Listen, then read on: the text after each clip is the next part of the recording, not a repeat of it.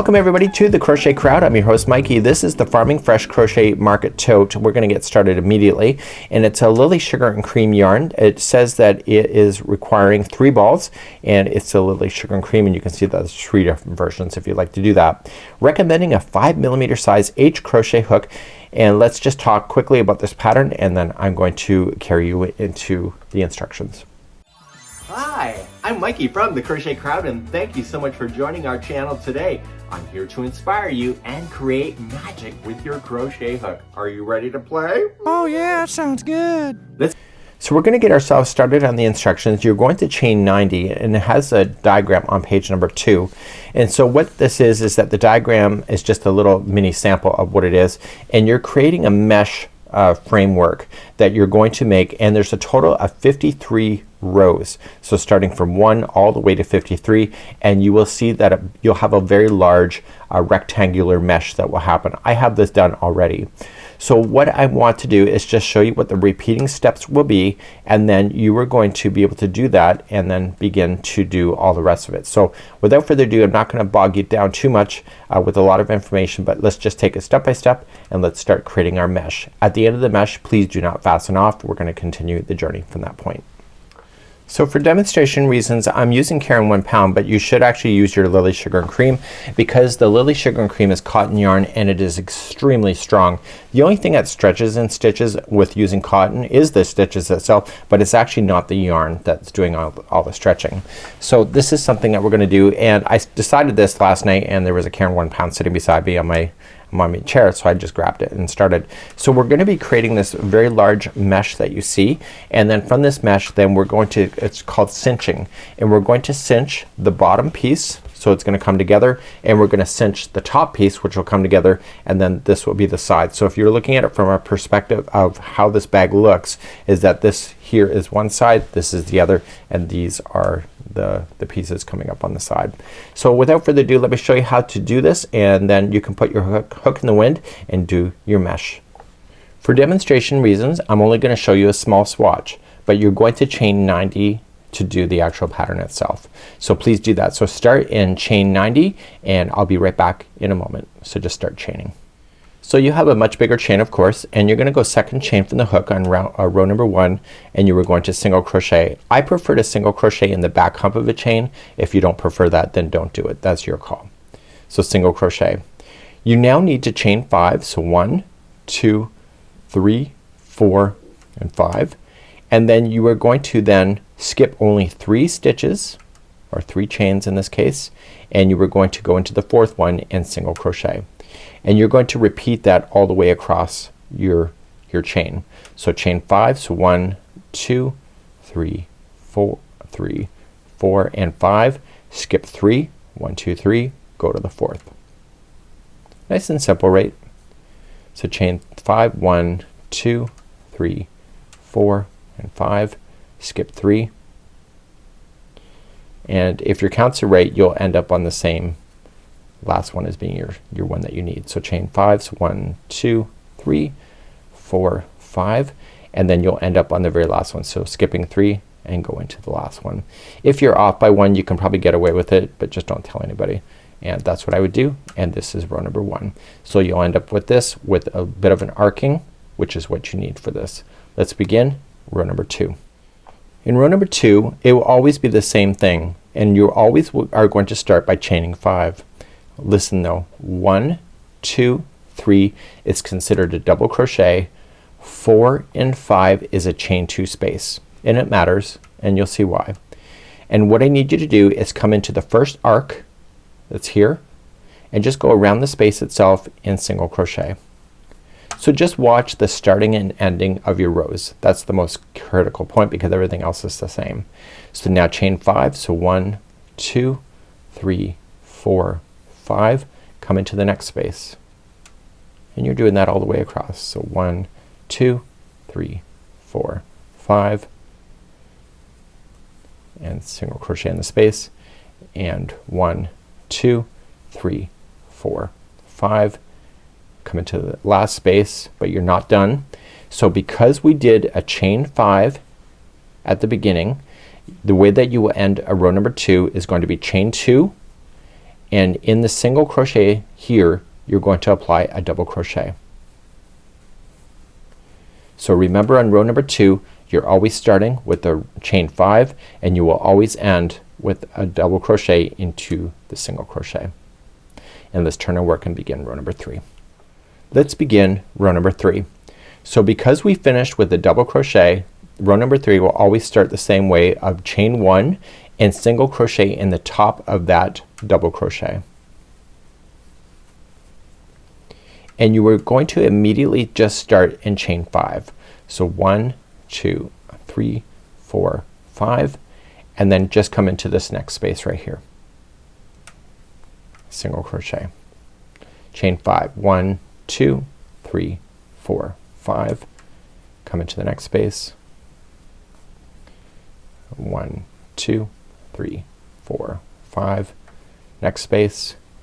And because it's a row number 3, when you chain your last 5, watch what you'll do. 1, 2, 3, 4, 5, and you are going to attach it to the third chain up on this chain 5 that you started with, and that's going to equal, and now you'll see it as a double crochet like you did before. Okay, so it holds it into position. So remember, for row number 3 it's basically a straight shot of just these chain 5s across without any fancy footwork in the beginning or the end. Let's turn our work and just review row number 2 one more time. In row number 2, going back, and you can see if you're skilled with crochet, you can see that that's a chain 5. See how it's kind of arcing? So you can look at that and say, hey, that is a chain 5. And so when you're starting in this direction you will chain 5 again. So 1, 2, 3, 4, 5. And if you look on the other side you can kind of see, if you're familiar with crochet, that that's a double crochet. So it kind of gives you an indication. If you can recognize the stitch work, it becomes so much easier. So after you've chained your 5 you're going to use the first arc and single crochet, and then you're going to chain 5 again. So 1, 2, 3, 4, 5, and just hop, skip, and jump all the way to the other side.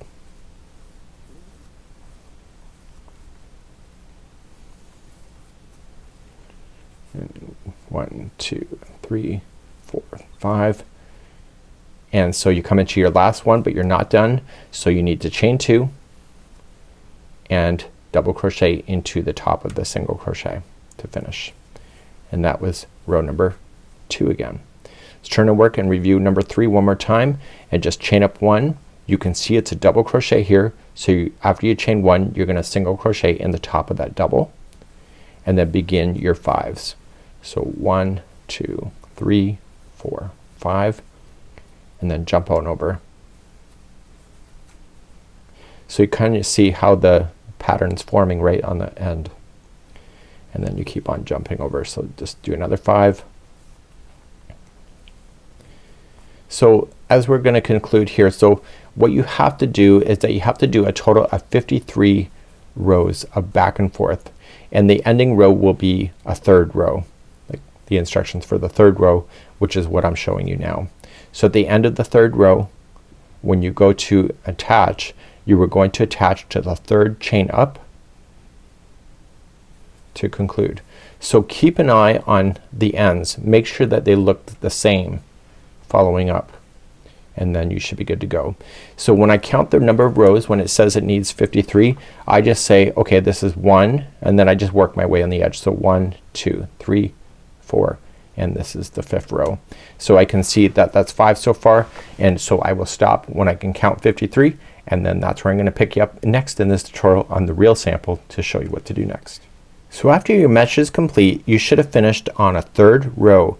The 3rd row is the single crochet that it lands right at the very end. So it's not the one that ends with the double crochet at the end. What we're going to do is that I'm gonna give you the verbal instruction for what to do next, and you're gonna do the same with both sides. So you're gonna do the top edge, you're gonna turn it over, make sure the right side is facing up. What you're looking at when you finish a 3rd row is that you're looking at the right side. So when you go to start and do the opposite side to this, you gotta make sure that you're on the right side so that the brim will stay consistent in the look. So to start then going across with the cinch edge, what we're going to do is just chain up 1 and single crochet right into the first single crochet. Now see these chain 5 spaces? We are going to single crochet in each of these chain 5 spaces on their own. So just go into that one, grab the next one, single crochet, and you're gonna do this all the way across. So each chain 5 is going to be brought together with a single crochet, and you will notice that it will look like the sample immediately after going across the row, just like that. So continue to do this, and I will be right back in just a moment. So you notice it's gonna be buckling. It's called cinching, and then you're gonna go all the way to the very last chain 5 space and then single crochet into the last single crochet that's there. So you can see that the distance has been now cinched. Let's turn our work, and so the next rows, number 2 through 6, is simply just straight single crochets back and forth. So just chain up 1 and apply 1 single crochet in each stitch, and then turn your work at the end and do the next row. And so I need you to do now rows number 2 through 6 of single crochet and then fasten off. Once you've fastened off, I need you to turn it and do the opposite side exactly the same way on how you started, showed you to do this, and then also finish on the 6th row, and then both the top and the bottom will then have been cinched, and then we'll be ready for the sides later on. Let's do that, and I will see you when that's done, and I'll be right back in a moment. So here's where we are. I have cinched the front side and also the other side here. So remember, we were going back and forth like this. So this side is really condensed in, and what we need to do now is start to build the handle, which will start here, jump, come down, and when we cinch this side, it's gonna be slightly different than what you did here. It's not gonna be as compact, because if this side goes as tight as this, you'll never get anything in your bag. So as we begin, we're going to start and do the handle work next. So let's begin, and we're doing the straps and the edging, and when we start, we're gonna start right here, and we're going to begin and jump and then come down the other side, and I'm going to show you when we get here how we're gonna cinch this side so that it's not as compact as what you see here. So to start this side, you are going to just go into the first side here, okay, and you are going to attach, and I would do a standing single crochet. So let me just bring it a little closer so you can see. And I already have it on the hook, so I'm gonna yarn over it, pull through, and then pull through the 2, and that's a standing single crochet. And we're immediately going to chain 60 and jump to the other side of this. So let's start that. So 1 2 3 4 5, and continue to go all the way to 60, and meet me on here in just a moment. So once you have your 60 done, make sure that the chain did not twist when you were just crocheting it along. You're just ready, and you're going to jump into the first side of the row, and you're going to do the 6 stitches that you need to do to go down the side. So we're gonna say 1 2 3 4 5, and we're gonna do 6. Just get in 6, you're good to go. We're now going to begin and work down this side, so let me get a clear background for you. You're not only just going to use these spaces, but you're also going to use these spaces. So you're just going to go around the stitch, okay, so just single crochet into this space, and then single crochet into this space.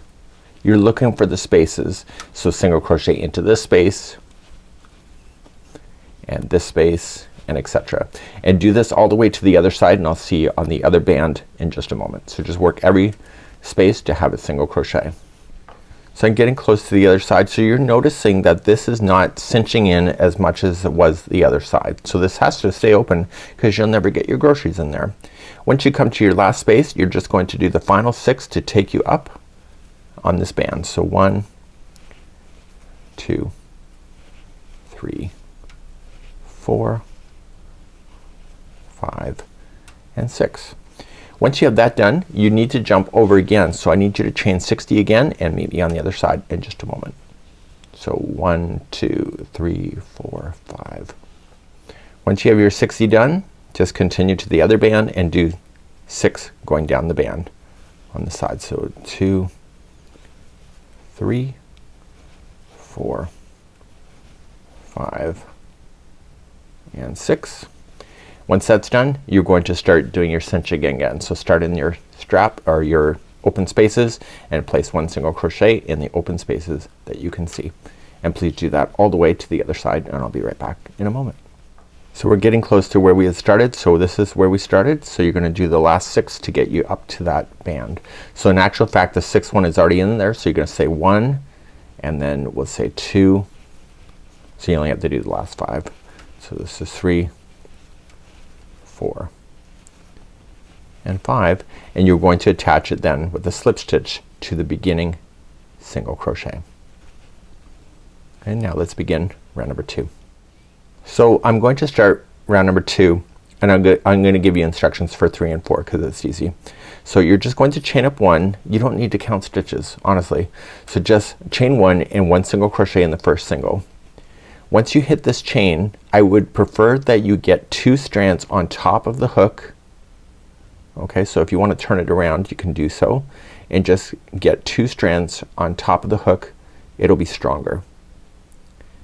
And once you get your rhythm it turns out pretty good. So 2 on the top, pull through, and then you're single crocheting then. So once you start that you're going to do that and just make sure there's always 2 strands on top. It'll hold more and you're gonna continue that around. As you jump to the other side continue to single crochet across the singles that exist. You'll get to the chain again, do the exact same thing, just 1 single crochet in each of the chains, and then you'll meet back up to where you started and you'll slip stitch. Okay, then rounds number 3 and 4 is simply 1 single crochet in each stitch going all the way around, and I want you to do that and I'll be back and I'll have that done for you. So please do the remaining of the rounds just like I explained. So I've come all the way back around and I'm gonna finish off. So if you want a thicker handle you could just keep going round and around until you're happy, and at the end though you'll have to end your journey and be gone with, and be done. So you're gonna slip stitch and then you're gonna pull through. I've already cut my yarn. So I'm just gonna pull through and I'm gonna turn it to the inside of the flap of the lip, and I want to use a tapestry needle. And any loose ends that you have you want to use your tapestry needle, especially if you're carrying groceries and stuff. But this has a really big mouth on it and I'll show you in a second. So you're just going to stay on the back side. So turn it on over. And don't just go between the plies, separate the plies too, because that ensures that it will not fall out. Okay, so you want to go through once, and when you pull don't change the shape of the project. So go through a slightly different path and just be mindful to separate those plies. Stay on the back side of the strap, so if you turn it over you better not see that needle going through. I don't want to see that or you're gonna get disciplined. And you're just gonna pull through, and finally 3rd time is a charm. Okay, so you want to do that with any loose ends and then I'll show you how big the mouth is. Other than myself of course. This needle is kind of blunt, so it doesn't want to squeeze in between the stitches. First world problem, right? So let's do that. I have my stitch marker in to tell me what the right side is, but now I don't care because I'm done. And so when you look at it from this perspective, and I will pull you out, you can see that it's got a really big thing to use your groceries, whatever you need to do, and then when you're good to go then you just pull up on it and it will shut it down and you will have it's almost like a net really, and that's how you're going to do this one here. And this is the Farming Fresh Tote Bag by yarnspirations.com. We'll see you again soon. Bye bye.